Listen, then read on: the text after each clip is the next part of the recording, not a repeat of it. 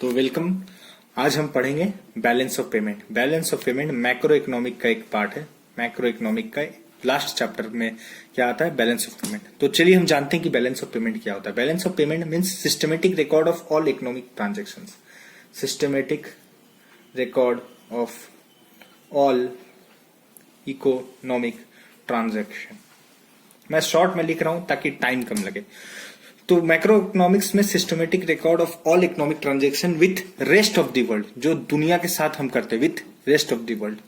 Rest of the world, दुनिया के साथ जो हम जितना भी इकोनॉमिक या मॉनिटरी ट्रांजेक्शन करते हैं उसको रिकॉर्ड करने को हम क्या कहते हैं, बैलेंस ऑफ पेमेंट। लेकिन इसको कैलकुलेट करना पड़ता है। इसको कैलकुलेट करने का जो तरीका है मैं आपको आगे समझाता हूं। देखिए, जब ये चीज हम रिकॉर्ड कर रहे हैं तो हर चीज एक ही किताब में नहीं रिकॉर्ड कर सकते हैं। जैसे अकाउंट्स में भी ये बताया जाता है कि जर्नल, लेजर, ट्रायल बैलेंस अलग है, वैसे ही हम ये ट्रांजेक्शन एक बुक में नहीं रिकॉर्ड कर सकते हैं। तो इसको रिकॉर्ड करने का दो तरीका है, दो अकाउंट हमें बनाना पड़ता है। पहला अकाउंट का नाम है करेंट अकाउंट, दूसरा अकाउंट का नाम है कैपिटल अकाउंट। अब करेंट अकाउंट में क्या आता है, कैपिटल अकाउंट में क्या आता है, मैं आपको समझाता हूं। करेंट अकाउंट में क्या आता है, export import, export and import. Capital account में क्या आता है, immovable goods, immovable goods, immovable goods, जो इधर उधर नहीं जा सकता। ठीक है, तो पहले मैं आपको करेंट अकाउंट के बारे में समझाता हूं। करेंट अकाउंट में एक्सपोर्ट इंपोर्ट आता है, साथ ही आता है सर्विसेज। सर्विसेज, एक्सपोर्ट इंपोर्ट को हम लोग कहते हैं विजिबल ट्रेड, इस सर्विसेज को कहते हैं इनविजिबल ट्रेड। क्यों? क्योंकि इसको हम देख सकते हैं, टच कर सकते हैं, उठा सकते हैं। एक्सपोर्ट इंपोर्ट में गुड्स आता है, बट सर्विसेज में कोई भी गुड्स नहीं है। ये से सिर्फ हम फील कर सकते हैं, फील कर सकते हैं, जिस वजह से ये इनविजिबल ट्रेड है। तो अब हम जानते हैं कि इसमें क्या क्या चीज होता है। देखिए, जब एक्सपोर्ट इंपोर्ट कर रहे हैं, मतलब कि सपोज इंडिया अगर कोई सामान चाइना को बेच रहा है तो वो हो एक्सपोर्ट। इंडिया अगर कोई सामान चाइना से ले रहा है तो हो गया इंपोर्ट। ठीक है, तो ये दो तरह का चीज होता है। सर्विसेज में क्या क्या आता है, सर्विसेज में आता है फैक्टर सर्विसेज, दूसरा आता है नॉन फैक्टर सर्विसेज, लास्ट आता है गिफ्ट्स। ठीक है, देखिए कैसे, जब इंडिया एक सामान खरीदा चाइना से तो वो हमारा एक इंपोर्ट हो गया। जब इंडिया सामान बेचा तो वो हमारा एक्सपोर्ट हो गया। इसका जो बैलेंस होगा प्लस सर्विसेज, जैसे इंडिया जो सर्विस ले रहा है दूसरे कंट्री से, और या फिर इंडिया जो सर्विस दे रहा है दूसरे कंट्री को, वो।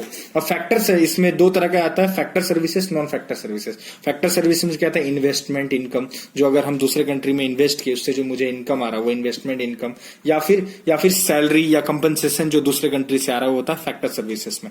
नॉन फैक्टर सर्विसेज में क्या आता है, shipping corporation, banking, insurance and everything, इसमें नॉन फैक्टर सर्विसेज में आता है। तो ये है करेंट अकाउंट। करेंट अकाउंट में ये सारा चीज आता है जिसका बैलेंस हमको मेंटेन करके रखना पड़ता है। उसके बाद हम नेक्स्ट जाएंगे कैपिटल अकाउंट, बट उससे पहले हमको समझना है कि वो सारा चीज, वो सारा गुड्स जो मूवेबल है वो आता है किसमें, करेंट अकाउंट में। जो इमूवेबल है वो आता है क्या है, कैपिटल अकाउंट में। कैपिटल अकाउंट के बारे में बाद में जानेंगे, पहले जानते हैं करेंट अकाउंट। करेंट अकाउंट में वो सारा गुड्स जैसे सब phone, laptop, TV etcetera etcetera, जो भी मूवेबल है, जो दूसरा एक कंट्री से दूसरा कंट्री जा सकता है, वो सारा चीज क्या आ जाएगा, करेंट अकाउंट में। चलिए अब हम जानते हैं कैपिटल अकाउंट। तो अब बात करते हैं कैपिटल अकाउंट। कैपिटल अकाउंट में क्या क्या आता है, कैपिटल अकाउंट में क्या होता है, only change in ownership. Capital account में सिर्फ ओनरशिप चेंज होता है, वो गुड्स इधर उधर नहीं होता, मूवमेंट नहीं होता है, वो सिर्फ एक जगह ही गुड्स रहता है। यहां पे कभी मालिक इसका ए होगा, अगर ए बी को बेच दिया तो मालिक बी होगा, और बी अगर बेच दिया तो मालिक सी होगा। तो इसमें इमूवेबल गुड्स आता है, example land, building, plant, etc। इसमें स्टॉक और बॉन्ड्स भी आते हैं जिसमें क्या होता है, ओनरशिप चेंज नहीं होता। अब इसमें हम जानेंगे कि जो कैपिटल अकाउंट में, पहले तो ये क्लियर है कि जो इमूवेबल एसेट्स वो आते हैं। अब इसमें और दो चीज आता है, क्या, बोरोइंग्स एंड इन्वेस्टमेंट। तो अब हम जानेंगे इसमें क्या आता है। जो बोरिंग और इन्वेस्टमेंट, ये भी दो तरह से बाइफर्केट है। पहला चीज की एक्सटर्नल असिस्टेंट, एक्सटर्नल असिस्टेंस जो आपको मिल रहा है। Second, external commercial benefit.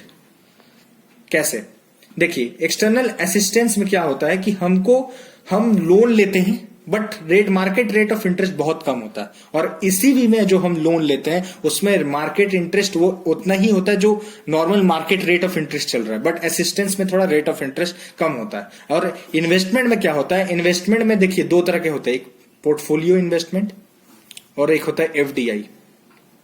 Portfolio investment क्या होता है, जब हम दूसरे कंट्री का शेयर, स्टॉक्स, बॉन्ड्स उसमें इन्वेस्ट करें तो हमारा पोर्टफोलियो इन्वेस्टमेंट। और FDI foreign direct investment means जब हम दूसरे कंट्री का कोई कंपनी को खरीद ले या उसके कंपनी में हम इन्वेस्ट करें 50% से ज्यादा, तो वो क्या, foreign direct investment means direct ownership में चेंज आ गया। तो ये चीज हमारा क्या चीज में आता है, कैपिटल अकाउंट में आता है। कैपिटल अकाउंट में वो सारा ट्रांजेक्शन जो इमूवेबल है, आप देख सकते हैं मैंने जितना भी एग्जाम्पल दिया सिर्फ वो उसी कंट्री में हो रहा है, तो ये सारा चीज आता है कैपिटल गुड में। अब हम जानेंगे कि करंट अकाउंट और कैपिटल अकाउंट को एक साथ कैसे कैलकुलेट करते हैं।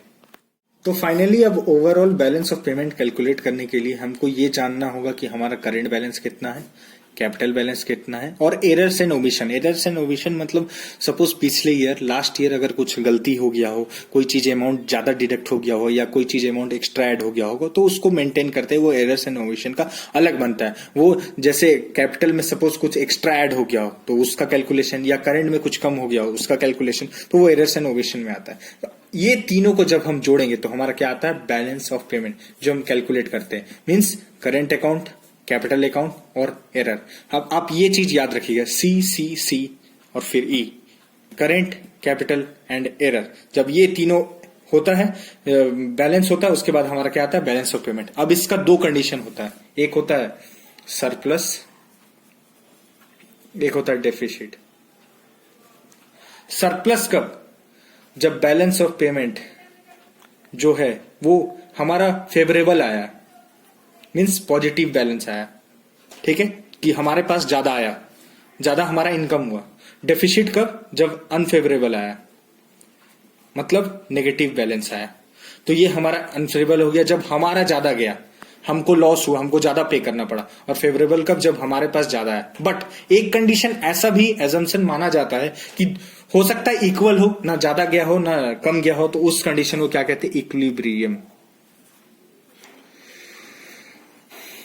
इक्विलिब्रियम ये कंडीशन है जिसमें हमारा जो बैलेंस है वो इक्वल होता है। बैलेंस ऑफ पेमेंट जो हमारा होता है वो जीरो के बराबर होता है। क्यों, क्योंकि हमारा current plus capital plus error मिला के ये तीनों जीरो हो जाता है, तो ये हमारा इक्विलिब्रियम कंडीशन है।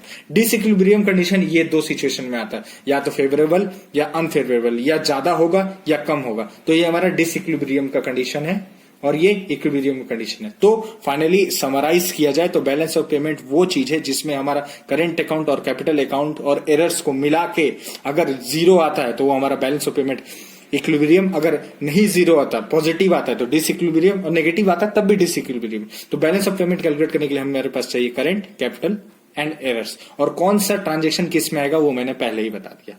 So thank you.